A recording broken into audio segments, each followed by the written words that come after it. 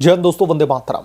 सबसे पहले तो आपको और आपके परिवार को नववर्ष की हार्दिक शुभकामनाएं। उम्मीद है मैं यही कामना करूंगा कि आप लोगों को इस साल भी अच्छा स्वास्थ्य और तमाम खुशियां ये नया साल लेकर के आए। दोस्तों, पश्चिम बंगाल में लगातार राजनीतिक हालात बद से बदतर होते चले जा रहे हैं।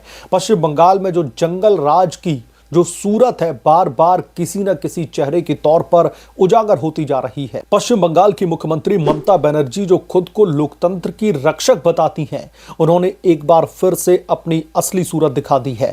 दोस्तों, देश के गृह मंत्री अमित शाह को खुलेआम धमकी देकर के उन्होंने न केवल संवैधानिक पद की गरिमा का अपमान किया, बल्कि पूरे भारतवर्ष को चुनौती दी है। यह घटना कोई सामान्य राजनीतिक बयानबाजी नहीं, बल्कि एक राज्य की प्रमुख के द्वारा केंद्रीय नेतृत्व पर किया गया सीधा हमला है, जो बंगाल में व्याप्त अराजकता और गुंडागर्दी की गवाही देता है। ममता बनर्जी की यह हरकत न केवल शर्मनाक है, बल्कि यह भी दर्शाती है कि कैसे तृणमूल कांग्रेस यानी कि टीएमसी की सत्ता ने बंगाल को एक ऐसे जंगल राज में तब्दील कर दिया है जहां पर विरोधी आवाजों को कुचला जाता है और लोकतंत्र की जड़ें खोखली की जा रही हैं।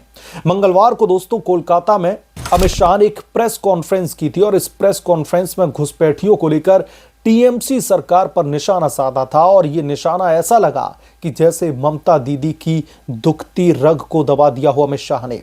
यह कोई नई बात नहीं थी। बंगाल में अवैध घुसपैठ एक गंभीर समस्या है जो राज्य की सुरक्षा और अर्थव्यवस्था को खोखला कर रही है। लेकिन ममता बनर्जी जो हमेशा से तुष्टीकरण की राजनीति की पैरोकार रही हैं, उन्होंने इस पर पलटवार करते हुए अपनी सीमाएं लांघ दी हैं। उन्होंने सार्वजनिक सभा में कहा कि अमित शाह होटल में छिपकर के बैठे हैं और अगर वो यानी कि ममता बनर्जी चाहे तो अमित शाह एक कदम भी बाहर नहीं निकल पाएंगे। इतना ही नहीं, उन्होंने ये तक कहा कि शाह भाग्यवान है कि उन्होंने होटल से बाहर निकलने दिया गया, वरना ऐसा नहीं होता। ये दोस्तों शब्द न केवल धमकीपूर्ण है, बल्कि वो एक संवैधानिक पदाधिकारी को अपमानित भी कर रही हैं। ममता बनर्जी वहां की गृह मंत्री भी हैं, पुलिस प्रशासन उनके कंट्रोल में है, तो वो धमका रही हैं कि उम्मीद जो है आप शुक्र मनाइए कि आप होटल से बाहर निकल पाए, वरना उनके एक इशारे पर आप निकल भी नहीं पाएंगे। क्या ये मुख्यमंत्री की भाषा है या फिर एक गुंडे की? ममता बनर्जी की ये टिप्पणी दर्शाती है कि उनकी सत्ता की मद में वो खुद को कानून से ऊपर समझने लगी हैं। भारतीय जनता पार्टी के प्रवक्ता संबित पात्रा ने इस पर कड़ी प्रतिक्रिया देते हुए कहा है कि ममता बनर्जी ने अमित शाह को ऐसे शब्दों से संबोधित किया है जिनके बारे में सोचा भी नहीं जा सकता। पात्रा का आरोप बिल्कुल ठीक है। ये धमकी केवल गृह मंत्री को नहीं, बल्कि पूरे भारत को है। अगर एक राज्य की मुख्यमंत्री केंद्र के मंत्री को रोक सकती है, तो वो पूरे देश की एकता और अखंडता को चुनौती दे रही है। ममता बनर्जी की यह हरकत उनकी तानाशाही प्रवृत्ति का प्रमाण नहीं तो और फिर क्या है, जो बंगाल को एक बंद राज्य में बदलने की कोशिश कर रही हैं, जहां पर विपक्षी नेता सुरक्षित नहीं है। यह पहली बार नहीं दोस्तों जब तृणमूल कांग्रेस ने ऐसी गुंडागर्दी दिखाई हो।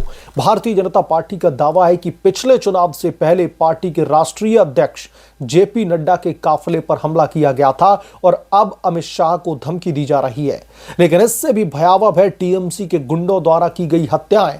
भारतीय जनता पार्टी का आरोप है कि टीएमसी ने तकरीबन 300 भारतीय जनता पार्टी के कार्यकर्ताओं की हत्या की है। कुछ को फांसी पर लटका दिया गया, कुछ को काट काट करके मार डाला गया। इसके अलावा 3000 से अधिक लोग अपने घरों से विस्थापित हो चुके हैं और आज भी वापस नहीं लौट पा रहे हैं। ये दोस्तों विस्थापन हमेशा चुनाव के बाद में जो ममता के गढ़ में हिंसा होती है, ममता के राज में जो जंगल राज पनपता है, उसकी वजह से यह विस्थापन हुआ है। घुसपैठिए तो बंगाल में घुस करके मलाई खा रहे, लेकिन अपने ही लोग वहां से विस्थापित हो चुके हैं। ये आंकड़े केवल राजनीतिक आरोप नहीं दोस्तों, बल्कि पश्चिम बंगाल की जमीनी हकीकत है, जहां पर टीएमसी की सत्ता ने हिंसा को संस्थागत रूप से बढ़ावा दिया है। ममता बनर्जी की सरकार ने पश्चिम बंगाल को एक ऐसे राज्य में बदल दिया है जहां पर लोकतंत्र का नामो निशान नहीं बचा है। पहले कहा जाता था कि बंगाल जो आज सोचता है, भारत वो कल सोचता है, लेकिन अब बंगाल सोचता क्या है? घुसपैठियों का संरक्षण, विपक्षी नेताओं का दमन और हिंसा का प्रोत्साहन। ममता बनर्जी की तुष्टीकरण की राजनीति ने राज्य को ध्वस्त कर दिया है। वो घुसपैठियों को वोट बैंक के रूप में इस्तेमाल करती हैं, जबकि बंगाल के मूल निवासी असुरक्षा में जी रहे हैं। अमित शाह की प्रेस कॉन्फ्रेंस इसी समस्या पर थी, लेकिन ममता बनर्जी ने इसे व्यक्तिगत हमला मान करके धमकी दे डाली। दोस्तों, यह दर्शाता है कि उनकी सरकार कितनी कमजोर और असुरक्षित हो चुकी है। सच्चाई सुनने की ताकत नहीं बची है इन लोगों में। ममता बनर्जी खुद को दीदी कहलवाती हैं, लेकिन उनकी हरकतें एक तानाशाह की तरह हैं। वो विरोधी दलों को कुचलने में कोई भी कोर कसर नहीं छोड़ती।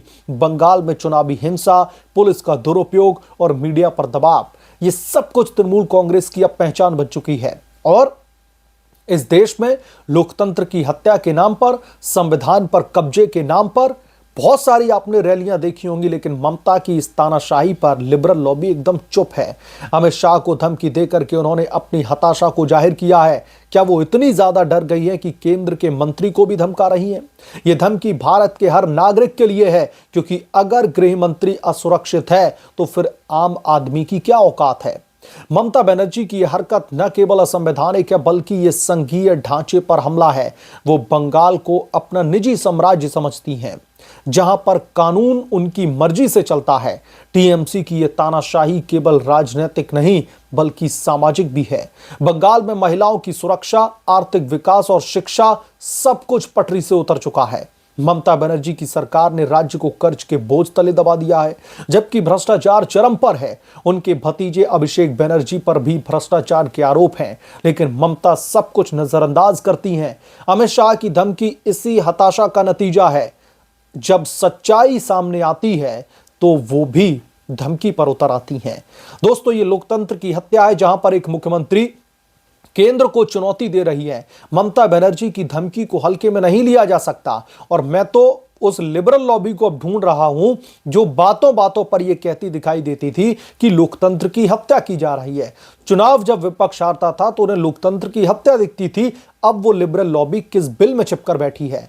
यह भारत की एकता और अखंडता पर सीधा प्रहार है। अगर एक राज्य की मुख्यमंत्री केंद्र के मंत्री को रोक सकती है, तो क्या यह अलगाववाद की शुरुआत नहीं? बंगाल में टीएमसी की सत्ता ने राज्य को अलग थलग कर दिया है, जहां पर राष्ट्रीय हितों की अनदेखी की जाती है।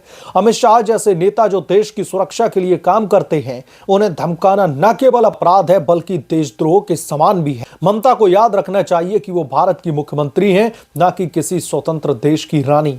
उनकी यह हरकत पूरे देश को एकजुट करेगी और टीएमसी की सत्ता का अंत ऐसा लग रहा है जैसे निकट आ चुका है, जिसकी वजह से ममता बनर्जी पूरी तरीके से बौखलाई हुई हैं। ममता बनर्जी अपनी तमाम हरकतों से बाज आती नहीं दिख रही हैं। इस तरीके की बौखलाहट ममता बनर्जी में पहले कभी देखने के लिए नहीं मिली। पहले भी विधानसभा के चुनाव हुए हैं, पहले भी ममता के खिलाफ में भारतीय जनता पार्टी ने प्रदर्शन किया है, स्टेटमेंट दिए हैं। दिल्ली से लेकर के कोलकाता तक हर तरफ ममता बनर्जी के खिलाफ में घेराबंदी की गई।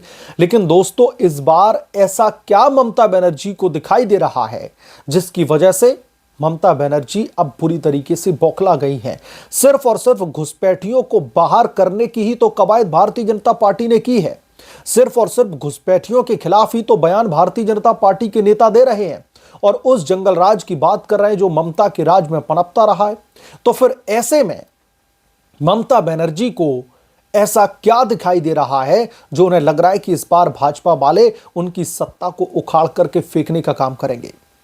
इस बार ममता बनर्जी के राजनीतिक किले की जो नींव है उसको हिलाकर रख देंगे। ऐसा क्या ममता को दिखाई दे रहा है? बहरहाल, जो दुखती नस कहीं ना कहीं दबा दी है अमित शाह ने अपनी प्रेस कॉन्फ्रेंस में घुसपैठियों का जिक्र करके, जिससे ममता बनर्जी पूरी तरीके से बौखला करके इस तरीके की असंवैधानिक शब्दों का इस्तेमाल करके धमकी देने का कहीं ना कहीं जो काम करती दिख रही है। इस पर आप क्या सोचते हैं? आपकी क्या राय है? हमें कमेंट करके जरूर बताएं। जल्द मिलूंगा किस दूसरे बड़े अपडेट के साथ में, तब तक के लिए धन्यवाद। अगर आप लोग चैनल पर नए हैं तो प्लीज चैनल को सब्सक्राइब करें, साइड बने बेल आइकन को जरूर प्रेस करें, ताकि जब भी मैं कोई बड़ी खबर लेकर आऊं तो इसकी जानकारी सबसे पहले आपको मिले।